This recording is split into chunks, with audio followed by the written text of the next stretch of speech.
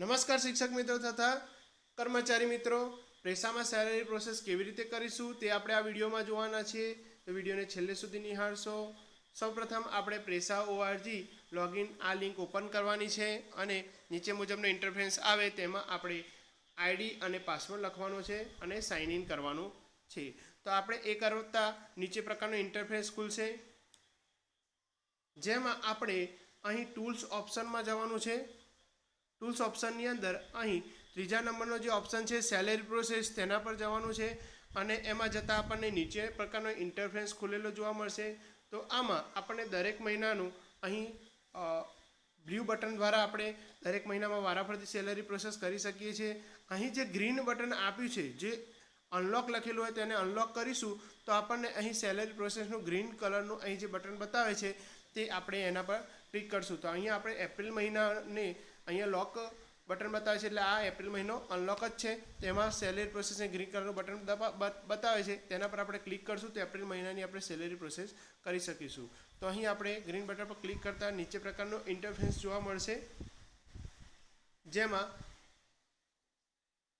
આપણને 5 વિભાગ આપેલા છે. તો 5 વિભાગ આપણે ક્લિયર કરવાના છે અને 5 વિભાગમાં આપણે માહિતી ભરવાની છે. તો પહેલો જે વિભાગ છે સિલેક્ટ ડેટા, તો એમાં આપણે વારાફરતી પહેલાં શું કરવાનું છે, નેમ ઓફ ઓફિસ એ, ત્યારબાદ એમ્પ્લોય ટાઈપ, પછી બ્રાન્ચ, ડેઝિગ્નેશન, એમ્પ્લોય નેમ અને સેલેરી ક્રાઇટેરિયા. આપણે વારાફરતી આ બધી વિગત ભરવાના છે, જેમાં જે ઓફિસનું નામ હોય તે ઓફિસનું નામ લખવાનું છે. એમ્પ્લોય ટાઈપ આપણે ત્રીજા વર્ગના કર્મચારી છે એટલે ક્લાસ 3 સિલેક્ટ કરવાનું છે. ત્યારબાદ બ્રાન્ચ લાગુ પડતી હોય તે બ્રાન્ચ લખવાની છે. ત્યારબાદ ડેઝિગ્નેશનની અંદર જે ડેઝિગ્નેશન હોય તે આપણે આમાં ટીક કરવાનું છે. ત્યારબાદ એમ્પ્લોય નેમની અંદર અહીં ઉદાહરણ તરીકે આપણે 30 નામ સિલેક્ટ કરેલા છે.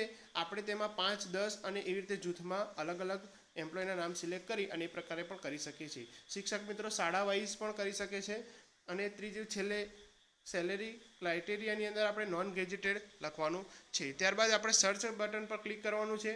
સર્ચ બટન પર ક્લિક કરતાં આપણને નીચે પ્રકારનું ઇન્ટરફેસ જોવા મળશે, જેમાં આપણે જે સિલેક્ટ કર્યા છે એ બધા કર્મચારીના નામ અહીં બતાવેલા છે. તેમાં વાદળી રંગના સર્ચ બટન પર ક્લિક કરતાં નીચેનું આપણને અહીં બતાવેલું છે. ત્યારબાદ શું કરીશું આપણે કે જે સિરિયલ નંબર છે એમાં આપણે ખાલી ચેકબોક્સ આપેલા છે, તેમાં આપણે બ્લુ કલરનું ટીક એટલે ટીક કરશું તો નીચેના બ્લુ કલરના ટીક થઈ જશે, એટલે બધા જ કર્મચારીઓ સિલેક્ટ થઈ ગયા. હવે આગળ આપણે સેવ એન્ડ નેક્સ્ટ બટન પર ક્લિક કરતાં બીજા વિભાગમાં આવી જઈશું. બીજા વિભાગમાં આપણે પ્રોસેસ ધ ડેટા, એમાં એટેન્ડન્સ અને સેલેરી એડજસ્ટમેન્ટ આ બંને વિભાગની અંદર એન્ટ્રી કરવાની છે. તે એટેન્ડન્સની અંદર હમણાં ચોકડી બતાવી રહી છે અને સેલેરી એડજસ્ટમેન્ટમાં પણ ચોકડી બતાવી રહી છે. આપણે આ પ્રોસેસ કર્યા બાદ અહીં ગ્રીન ટીક આવી જશે. તો ચલો જોઈએ. એમાં એટેન્ડન્સ પર આપણે ટીક કરીશું, ક્લિક માર્ક કરશું એટલે આપણને નીચે પ્રકારનો ઇન્ટરફેસ જોવા મળશે.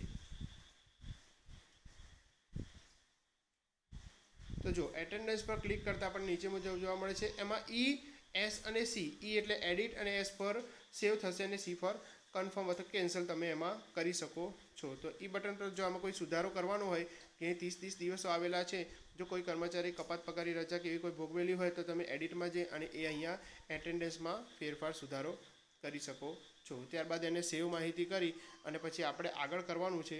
તો સેવ કરીશું, સેવ એન્ડ કન્ટિન્યુ કરશું એટલે એટેન્ડન્સની અંદર આવા પ્રકારનું ગ્રીન કલરનું ટીકમાર્ક જોવા મળશે, એટલે એટેન્ડન્સ કમ્પ્લીટ થઈ ગઈ. હવે આપણે આગળ એટેન્ડન્સની બાજુમાં રહેલા સેલેરી એડજસ્ટમેન્ટ પર ક્લિક કરવાનું છે, જે આ રહ્યું. તેમાં આપણે ક્લિક કરતાં આપણને નીચે પ્રકારનું ઇન્ટરફેસ જોવા મળશે. આ સેલેરી એડજસ્ટમેન્ટમાં અહીં તમામ કર્મચારીઓની સેલેરી અહીં આપેલી છે.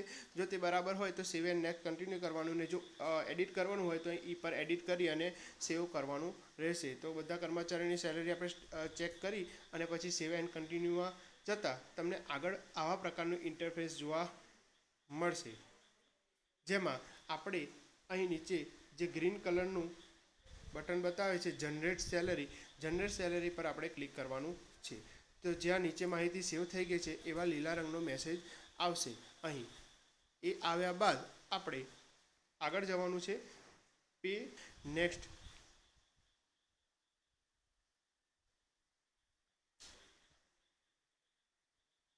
ત્યારબાદ આપણે પ્રીવ્યૂ પે ધ ડેટા કર્મચારી માહિતી જોવા માટે નીચે મુજબનું ઇન્ટરફેસ ખુલશે, જેમાં આપણે આવા પ્રકારનું ઇન્ટરફેસ ખુલશે. દરેક કર્મચારીની પગારની વિગતો અને બધી માહિતી આપણે એક વખત ચેક કરી લેવાની છે.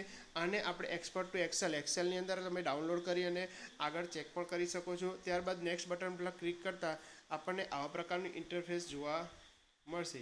ત્યાં આપણને પ્રશ્ન પૂછવામાં આવે છે કે are you sure when to lock the month. તો આપણે તે જો બધી માહિતી બરાબર હોય તો એને યસ બટન પર ક્લિક કરતાં આ માહિતી આપણી લોક થઈ જશે. અને ત્યારબાદ 5મા નંબરનું જે સ્ટેપ આવે છે, આ 5મા નંબરના સ્ટેપ કર્યા બાદ આપણે આમાં કોઈ પણ માહિતીમાં સુધારો કરી શકીશું નહીં. એટલે આ ખૂબ કાળજી રાખીને ચેક કરીને પછી જ 5મા નંબરનું પે સેલેરીવાળું બટન પર આપણે આગળ વધીશું. અહીં ટીક માર્ક બ્લુ અહીં જે સિરિયલ નંબરની બાજુમાં આપણે ચેકબોક્સ છે તે તમામ નામની આગળ સિલેક્ટ થયેલું હોય તેવું નિશાન જોવા મળે છે. ના મળતું તો આપણે એને બ્લુ કલરના ટીક માર્કથી નિશાન ટીક કરી અને ત્યારબાદ આપણે સેન્ડ ફોર પે બિલ, એટલે કે અહીં જે ગ્રીન કલરનું બટન બતાવ્યું છે સેન્ડ ફોર પે બિલ, તેના પર આપણે ટીક કરશું એટલે આ બધી માહિતી આપણે પે બિલમાં સેન્ડ થઈ જશે.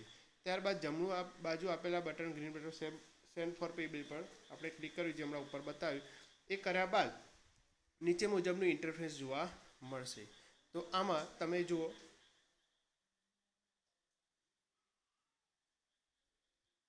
પહેલાં આપણે એપ્રિલ મહિનાની અંદર માહિતીનું લોકવાળું ગ્રીન બટન હતું, અહીં અનલોકવાળું ગ્રીન બટન આવી ગયું છે અને અહીં ગ્રીન કલરનું સેલેરી પ્રોસેસવાળું બટન જતું રહ્યું છે.